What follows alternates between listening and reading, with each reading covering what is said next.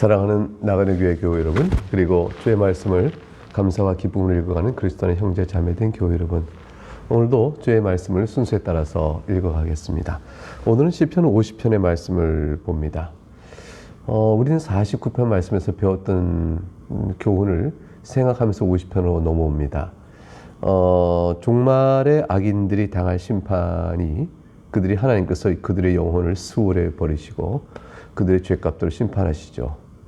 이 땅에서 비록 악인들이 일시적으로 성공과 번영을 누린다 할지라도 그들이 누리고 있는 어떤 부라도 그들의 생명을 속전으로 치를 수가 없습니다. 거기에 악인의 비참함이 있습니다. 반면에 이제 하나님께 나오는 의인들은 하나님께서 영접하신다 되어 있습니다. 그보다 기쁜 일이 없죠. 이 땅에서 하나님의 은혜를 찬미하며 살아가게 되어집니다. 결국 그리스도를 믿고 회개하는 자는 구원을 얻지만 그렇지 않은 악인은 제 아무리 이 땅에서 성공과 번영을 누려도 그것은 멸망하는 짐승과 같을 뿐이다. 이것이 49편의 교훈이었습니다.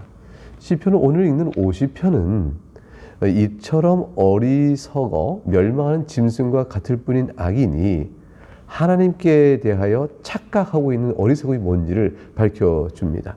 그리고 그 사실을 신자들인 우리들에게 알려주어서 우리들을 위로하시고 우리가 하나님께 합당한 예배를 드려야 된다라는 사실을 말씀하고 우리의 예배의 마음과 자세를 각성시키는데 시편 50편에 그 교훈의 뜻이 있습니다. 이것을 위해서 시편 50편 시작하는 1절부터 6절에는 하나님께서 각처에 있는 모든 성도를 다 한 자리를 불러 모으시는 일로 말씀으로 시작합니다. 1절 전능하신 이 여호와 하나님께서 말씀하사 해 돋는 데서부터 지는 데까지 세상을 부르셨도다. 해가 돋는 데서 지는 데까지 세상을 부르셨다. 온 세상에 있는 성도를 다 불러 모으시는 것이죠. 그리고 물론 온 성도들에게 온전히 2절 아름다운 시온에서 하나님이 이 빛을 비추셨도다. 그 성도가 다 하나의 빛을 받고 진리를 받고 은혜와 자비로운 하나님을 뵙게 됩니다. 우리 하나님이 오사 잠잠하지 아니하시니 그 앞에는 삼키는 불이 있고 그 사방에는 광풍이 불리로다. 3절의 내용은 그 하나님께서 성도에게 그렇게 자애롭고 또 사랑의 빛을 비추시지만 그 하나님의 존엄이 그토록 크며 그의 심판 앞에서 모든 사람이 판단받을 때에 과연 어떠하겠는가 하나님의 위엄과 그 권능을 우리에게 말해줍니다. 4절에 하나님이 자기의 백성을 판결하신다. 그리고 위 하늘과 아래 땅에 선포하신다 되어 있어요. 하나님께서 자기 백성을 판결하실 때 우리는 어떻게 판결을 받을까요? 두렵지 않으세요? 하나님께서 우리를 판단하실 때 우리가 그 무서운 3절에 하나님의 나와 있는 그 삼키는 불과 사방에 광풍이 부르칠 때 그 하나님 우리를 판단하시면 우리가 어떻게 살 길이 있겠는가 그 생각이 들 겁니다. 근데 5절에 하나님께서 우리를 불러 가리켜서 나의 성도들이라 말씀하시고 내 앞에 모으라 하시고 우리들로 가리켜서 이렇게 말씀하세요. 그들은 제사로 나와 언약한 이들이니라. 이 제사로 언약했다는 말씀 속에 우리의 최고의 행복과 위로와 안도함이 있습니다. 그것은 그 제사는 희생양, 어린 양을 기초로 해서 죄사함의 은혜가 그것에 담겨져 있기 때문이죠. 하나님께서는 우리의 모든 죄를 대리 속죄하는 그 어린 양, 그런 양은 짐승에 불과하니 범패스럽게 계속 죄가 깨달 때마다 드려야 하지만 우리 죄를 속하지 못합니다. 그 어린 양으로 가리키고 있는 예수 그리스도께서 우리의 희생 제물이 되시고 우리의 대제사장이 되시니 하나님께서 나와 함께 제사로 언약한 그들이다 할 때 그 제사는 바로 예수 그리스도가 들어가죠. 그러니까 이 말은 하나님께서 우리를 가르쳐 말씀하시기를 예수 그리스도로 나와 언약한 이들이다. 그리스도께서 이루시는 은혜 언약의 완성이 있다는 걸 생각해 보세요. 그리스도의 용서와 사랑 가운데 그의 우리를 위한 대리속죄와 우리를 위한 의의 모든 성취 가운데서 하나님과 언약 관계에 이루어진 자들입니다. 그 우리는 하나님께서 그 잠잠치 아니하시고 삼키는 불로 바람을 불고 그 위험 속에 그 무서운 권능과 거룩함을 우리에게 다가온다 하더라도 우리는 하늘 앞에서 담대할 수 있고 그 부름 앞에서 하늘에서 내리시는 그 빛을 바라볼 수가 있게 되어집니다. 하늘이 그의 공의를 6절 선포하리니 하나님 그는 심판장이시미로다. 하나님의 영접하심 앞에서 우리가 생각해 볼 때 하나님이 우리를 영접하심이 어떠한가? 죄인된 우리를 영접하셔서 불의한가? 아니다. 하나님께서 악인들을 스올에 던지실 때 어떠한가? 불의한가? 아니다. 하나님께서는 악인들을 스올에 던지실 때 그의 공의로움과 의로움이 선포되고 있고요. 우리를 영접하실 때 그의 의로움이 또 선포되고 있으니 바로 제사로 언약한 그 제사 때문입니다.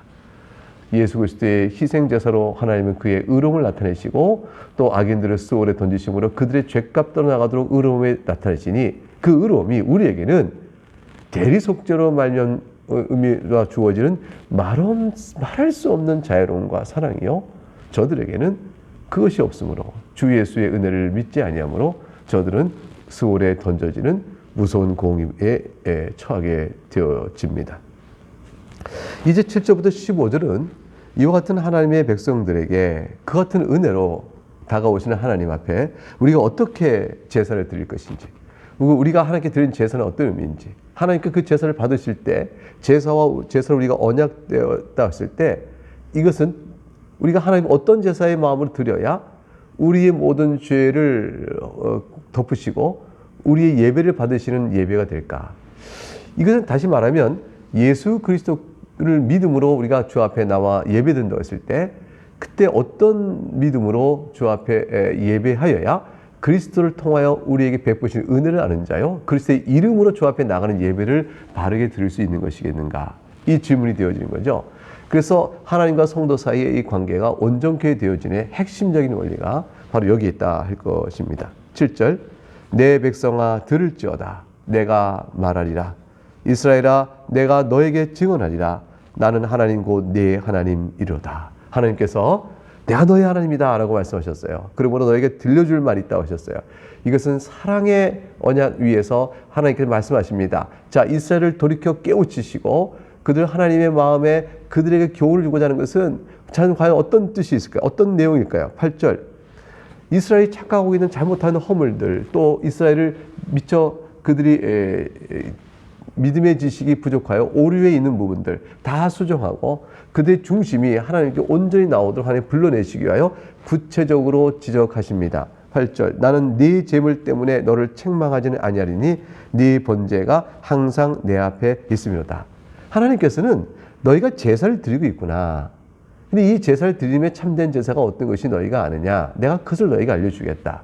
너희가 제사를 나에게 드리고 있으니 제사를 드리지 않는다고 너에게 말하지 않겠다. 또 너희가 제사 드릴 때에 제물을 놓고 제사를 드리니 너희 제물 자체가 있다 없다 제물이 왜 그러냐 이와 갖고 너를 책망하지는 않겠다. 너희가 내 앞에 드린 번제 제사가 항상 있으니 제물도 드렸고 제사도 드렸다. 그러나 이와 같은 형식적 외형적 조건을 충족했다고 하여 너희가 참된 제사를 드린 것일까? 한번 생각해보라. 너희는 이 제사를 드리면서 내게 어떻게 다가오느냐? 이 말은 뒤집어 얘기하면 우리가 하나님 앞에 나와 주일에 예배했다고 하여 우리가 예배를 드렸는가? 이렇게 하나님 말씀하시는 거죠. 내가 너에게 있어서 주일에 어찌 예배 드리지 않고 너희는 오랫동안 나에게 예배 드린 걸 잊었느냐 내가 말하지는 않겠다 하는 것과 말씀이 똑같은 말씀이세요. 너희가 주 앞에 나오면서 하나님 앞에 찬송하고 기도하고 헌상을 올리고 또 설교를 듣고 하는 모든 일 자체로서 내가 너희를 택하지 않겠다. 그러나 너희가 과연 어떠하냐 이렇게 물어보신 것이죠. 이거는 설교자에게 있어서는 예배 때 설교의 양식을 내려주는데 설교를 통하여 성도들에게 복음을 전했느냐, 설교를 했다는 사실은 내가 착하지 않겠다. 그러나 과연 그 설교와 하나님께 합당한 예배로서의 설교를 갖고 있느냐, 너희가 기도했다. 그건 내가 책하지 않겠다. 그러나 너희가 그 기도가 하나님께 드릴 만한 예배로서 합당한 기도냐, 찬송이냐, 헌상이냐 이렇게 묻고 계신 것이죠. 자, 그래서 이렇게 얘기합니다. 9절, 내가 너의 집에서 숫소나 네 우리에서 순염소를 가져가지 아니하리니. 제사는 하나님께서 뭔가 부족한 게 있는데 제사를 통하여 드림으로 해서 하나님의 부족을 좀 채워드린다? 또는 하나님 뭔가 갈증 나는 게 있는데 이걸 드려서 하나님이 갈증을 해소한다? 하나님 배고픈데 이걸 드려서 하나님의 배를 굶주림을 명쾌하신다? 뭐 이런 식으로 하는 것이 아니라는 것이에요. 하나님께서 그 제사를 통하여 유익을 얻고자 하심이 아니에요. 그것이 아니라는 사실을 구절에 말씀하고자 하십니다. 내가 너희 집에 수소나 네 우리 순염소를 가져가지 아니하니 생각해라. 10절, 이는 살림의 짐승들과 무살의 가축이 다 내 것이 아니냐. 내가 뭔가 부족하지 않느냐. 11절, 산의 모든 새들도 내가 아는 것이며 들의 짐승도 내 것임이로다. 내가 뭔가 부족한 줄 아느냐? 아니시잖아요. 하나님께서 우리에게 예배 받으시는 것도요. 하나님께서 영광을 받으실 곳이 없어서 내가 영광이 부족하시, 영광을 나타내고 영광을 받고자 하는데 그것이 뭐가 부족해서 우리에게 받으시고자 하는 것이 아니십니다. 하나님은 스스로 영원토록 영광스러우신 분이에요. 그러니까 우리에게 영광의 찬송을 받는 것은 영광의 빛을 나타내 보이시는 은혜, 그 빛을 보는 자가 영광스러운 거죠. 그래서 하나님의 영광을 보는 자가 너무 영광스럽게 된 거예요. 내가 어디 하나님의 영광을 보다니. 그래서 여러분 생각해 보세요. 이 세상에 큰 왕권을 가진 자요, 가장 높은 자를 그 자리를 배우면 내가 이와 같이 높으신 왕을 배웠다니 이것으로 내가 죽어도 여한이 없습니다. 이럴 거 아니겠어요. 하나님의 은혜와 하나님의 영광을 뵌 자는 그것을 큰 은혜를 입고 있는 거죠. 하나님 우리에게 그 영광의 빛을 나타내 보이시면서 그를 통하여 우리가 하나님 주님을 뵙습니다 하고 이렇게 찬송을 올리게 하는 거죠. 하나님이 우리의 모든 죄들 불구하고 우리 용서하신 하나님을 찬송합니다. 이렇게 찬송하면 우리에게 나오는 이 찬송은 전부 우리를 사랑하여 베푸신 우리에게 주신 선물 같은 것이에요. 그러니까 하나님께 뭐가 부족하여 우리 영광 받으시는 게 아니죠. 제사도 하나님 뭐가 부족하여 제물을 받겠다고 받고자 함이 아닙니다.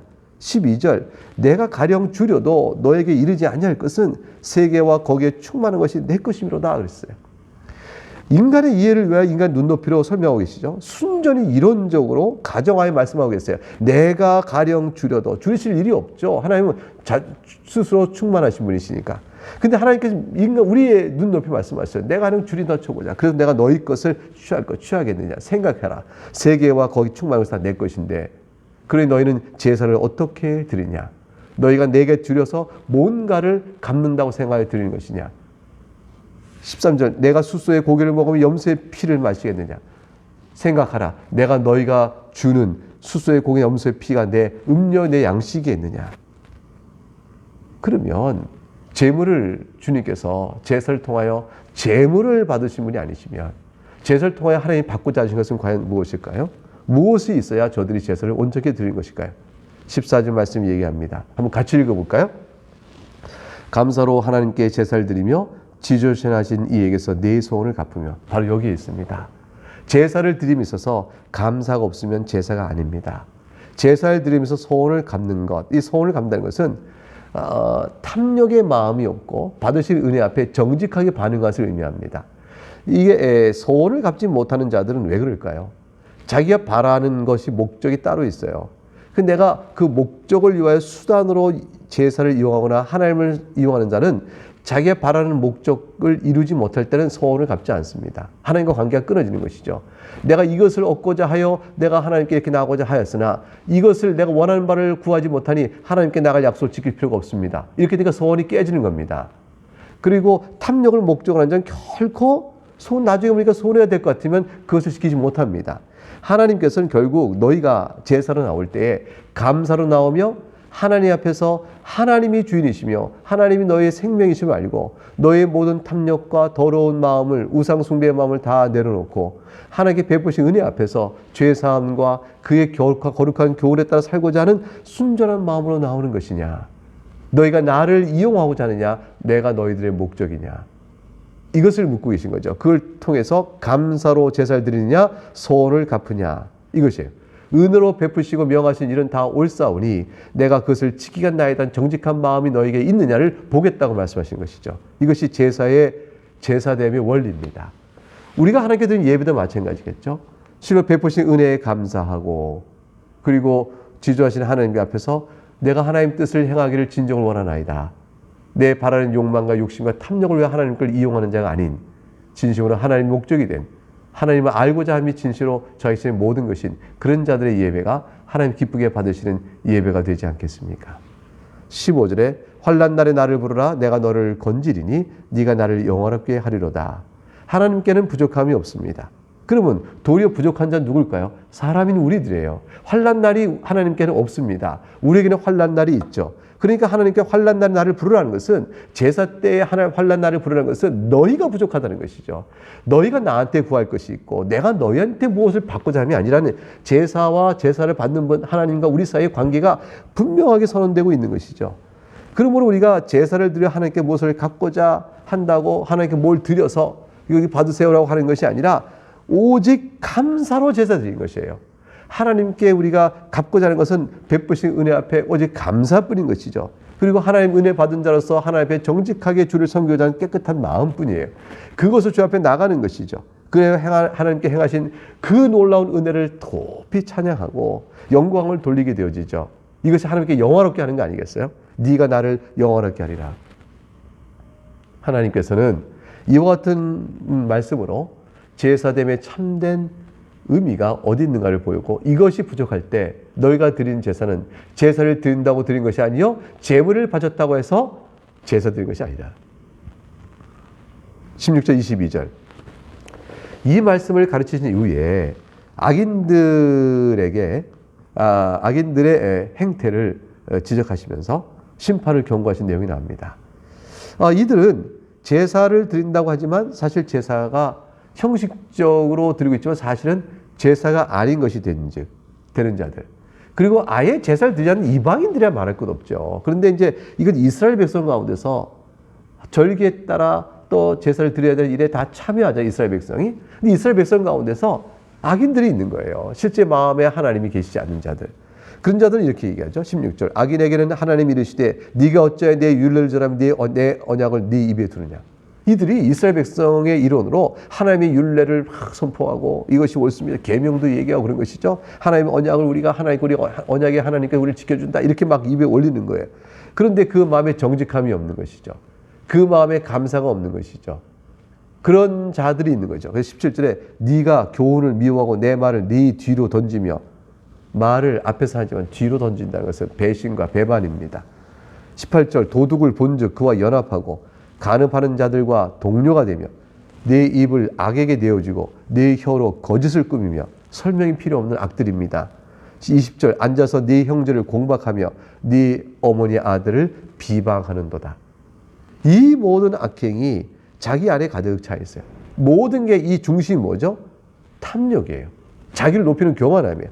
자기 정욕에 따라 도덕을 본즉 연합하고 자기 정욕에 따라 간음하는 것이고 자기 정욕에 따라 더러운 말을 악의 입을 통해서 나오고 악을 꾀하고 자기의 거짓을 말합니다. 그리고 자기 탐욕에 따라 형제를 공박하고 어머니 아들을 공박합니다. 비방합니다. 이 모든 일들을 행하는 저들을 가리켜서 하나님께서 어찌하여 내 율례를 절하며 내 언약을 네 입에 두냐고 말씀하세요. 21절 무서운 말씀이 나오죠.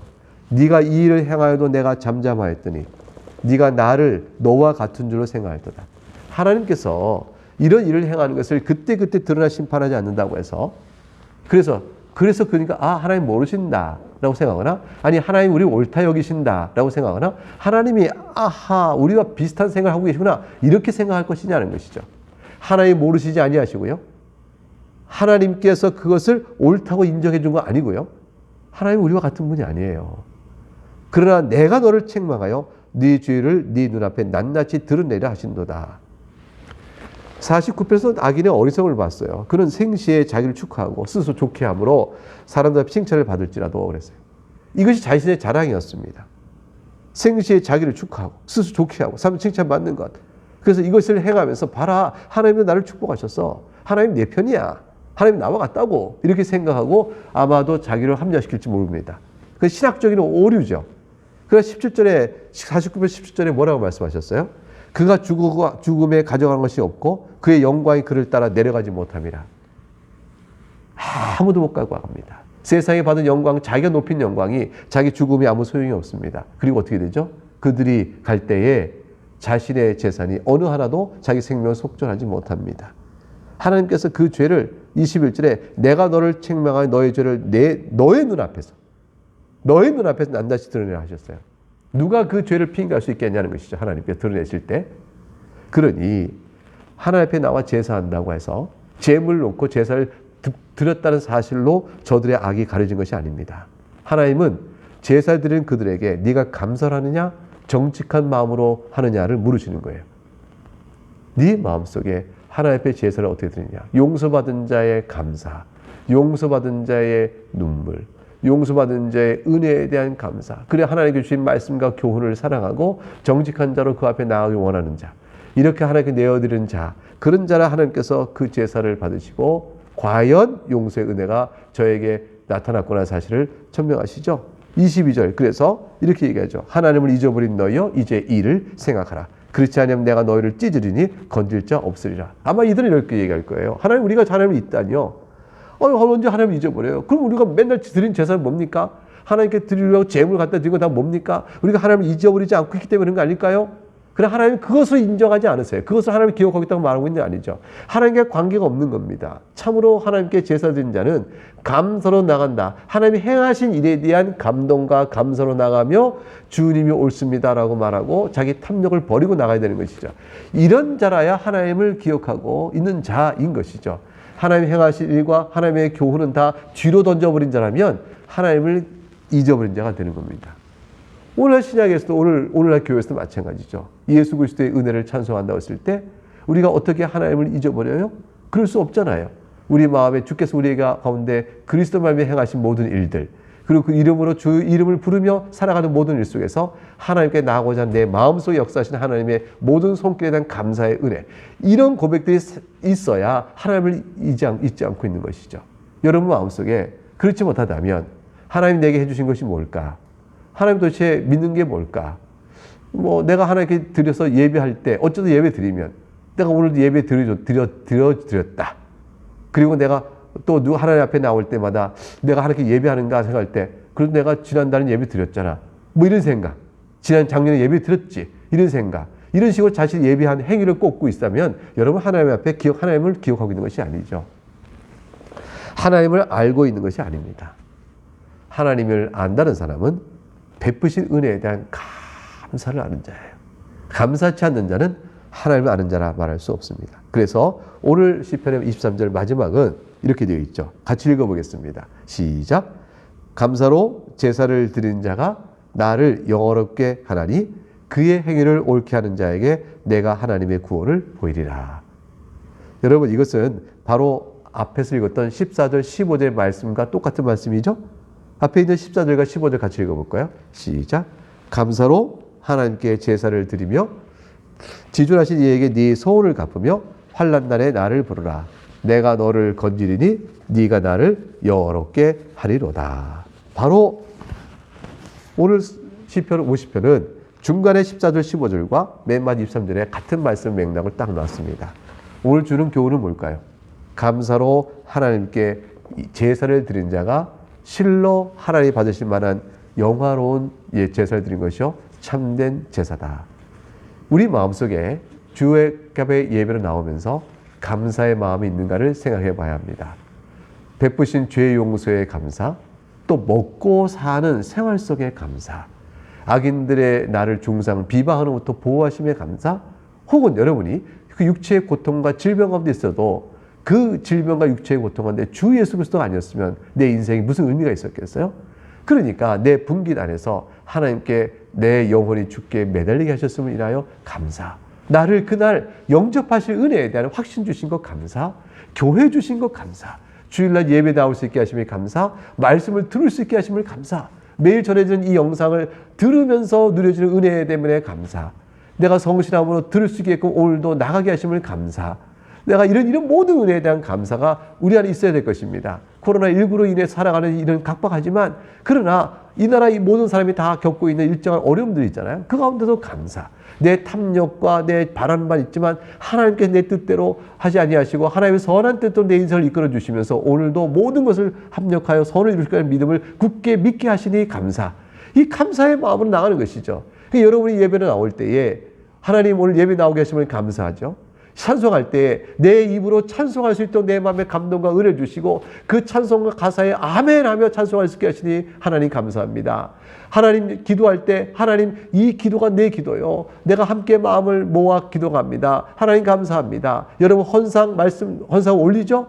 모든 성도는 헌상 올려야 되잖아요. 그 헌상 올릴 때 어떻게 해요? 내게 주신 것 가운데 일부를 주 앞에 내어드리니 감사합니다. 하나님 소득의 11조든 여러분이 어떤 형태의 헌상을 올리든 헌상 올릴 때 인색한 것이 주 앞에 내어드리는 감사의 마음 드리는 거 감사. 하나님의 설교 말씀 들을 때 하늘에 내신 양식을 받아 먹을 때 깨닫고 마음을 열고 들으면서 주신 은혜로 인해서 감사.